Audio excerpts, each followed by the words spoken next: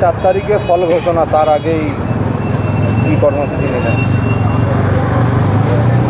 ভারতের ইতিহাসে এই প্রথমবার সংবিধানের নিয়ম মেনে স্বতঃস্ফূর্তভাবে বাংলার জনগণ তথা ঝাড়গ্রাম বিধানসভার সমস্ত জনগণ স্বতঃস্ফূর্তভাবে ভোট দিয়েছেন, নিজের মতাধিকার প্রয়োগ করেছেন এবং কোথাও কোনো গণ্ডগোল হয়নি।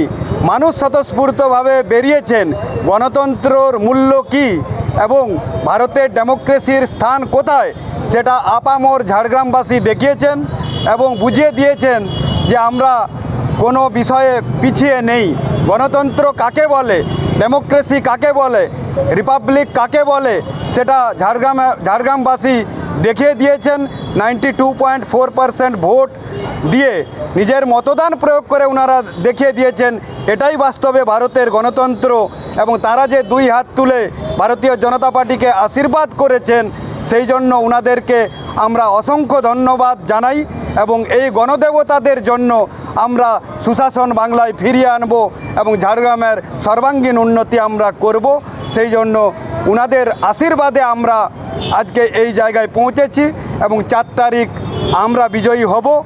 তার জন্য আমরা সমস্ত ঝাড়গ্রামবাসীকে অগ্রিম ধন্যবাদ জানাচ্ছি। শুধুমাত্র এই স্বতঃস্ফূর্ত নিজের মতাধিকার নিজের মতদান প্রয়োগ করার জন্য।